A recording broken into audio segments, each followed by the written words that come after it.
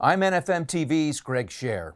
Our January 2022 NFM Salute Army veteran Staff Sergeant Danny Farrar has had many ups and downs since leaving the military in 2006. His lowest point came when he tried to take his own life in 2011. Thankfully, he was unsuccessful, and when he awoke to his sobering reality that he lived, he vowed to make the rest of his life about saving the lives of other veterans in despair. Danny, thanks for being with us on NFM TV, and thank you for your service. Thank y'all for having us. We appreciate it. Really appreciate you, and we've got so much ground to cover. Why don't we start by talking about your years served, 1998 to 2006. What do you remember about those times? I mean, hey, I did what happens to most people coming from Southern Virginia that don't have a lot of money. I wasn't great in school, so enlisted like 1998, served as an infantry paratrooper. Time saw me take the first team to the Pentagon on 9/11, first to secure the site and then to remove remains, and then a combat tour in Iraq from 05 to 06. And what you really learn when you go through that entire process is that you form bonds with people that you wouldn't form otherwise, because you take that private from Texas and you put them with a private from New York, and they might not have anything in common on the surface, but you give them a few hundred miles walking and rucking, and then they start to find out that they do have common ground. And there's also an overhang, unfortunately, for many that come back after serving, PTSD and other things that are lingering. And for you, it was really bad and really dark. What happened and how did you pull through? As you go into the military, by far and large, the vast majority go in, 18, 19 years old.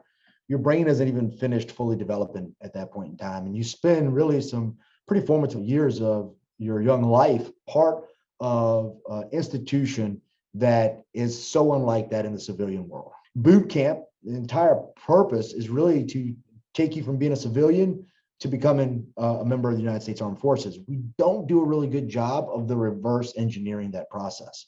And so anywhere from 2 to 3 months after you get out, you start to look around and realize, man, this isn't what I thought it was going to be. And you do start to feel like an outcast. And so a lot of us suffer in transition. I suffered in transition. I got fired from the first job I ever got outside of the Army, and wound up homeless, evicted, and it all just became a downward spiral. So after you had gone through all of those difficult, challenging times, there was a moment in December of 2014 that really turned your life around, where you knew right then and there what every day of your life would be like, helping others. Take us through that moment and what you've done with it. It was really close to when Robin Williams had committed suicide. And, my news feed blew up, and everybody was like, well, everyone cares about Robin Williams, but nobody cares about the veterans. And, I entered the conversation saying, listen, we shouldn't be trying to compare suicides. Robin Williams did a ton for the veteran community. But what the real problem was that everybody knew Robin Williams. Nobody knew that 22 were committing suicide a day. And so what we really started off as was an awareness movement, because you can't fix a problem if you don't know there's a problem that exists.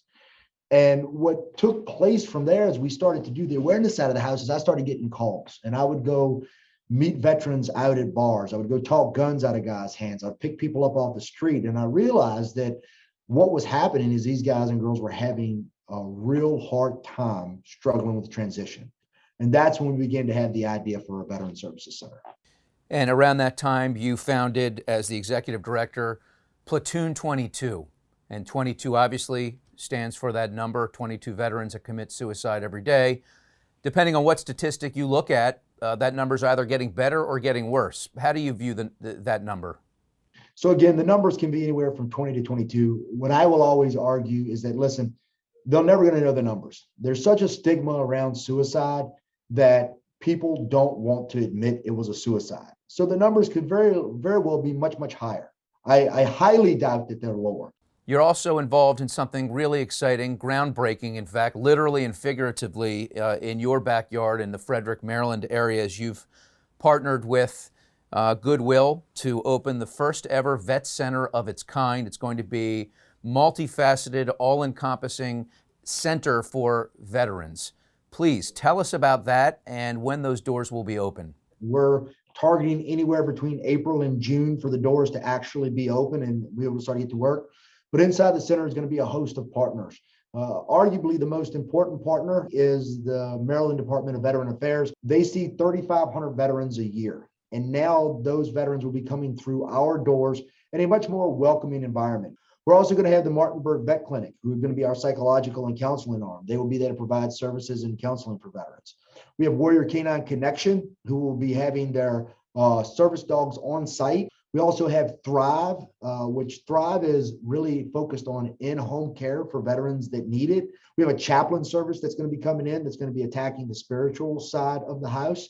And then we have, with our partnership with Goodwill, on-job site training and transitional training programming. So we expect just through year one to see at least 4,000 veterans through the door.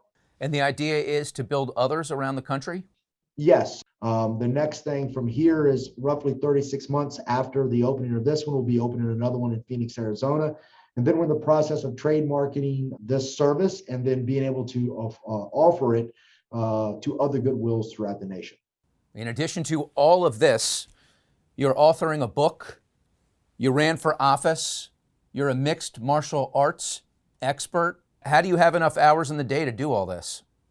It's all about allocation. I think a lot of times people look at, the size of something and try to move the whole mountain instead of one rock at a time. I'm not exceptionally smart. I just pick up the little rock and move that first.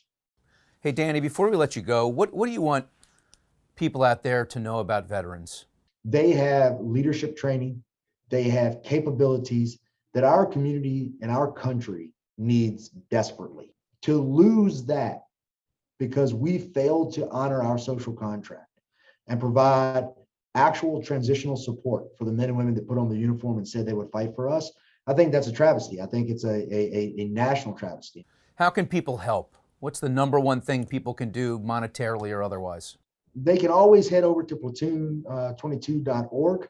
We have an option to be able to donate there. We also have a red tie gala that is coming up in February. We have a very awesome keynote speaker, so I can't announce him quite yet, but I promise you it's worth the price of admission. And then once the center opens, if they are interested in volunteering, by all means, reach out to us again through platoon22.org and we can get you to work. As part of this interview, NFM is going to be donating $2,500 to Platoon 22. Keep up the great work. Army Veteran Staff Sergeant Danny Farrar, you're a remarkable man, and we're so honored to have featured you as our January 2022 NFM Salute. Continued success and good health. Thank you. We appreciate all the support NFM and you have given to us. Y'all have a good one. I'm NFM TV's Greg Scher. We'll see you next time.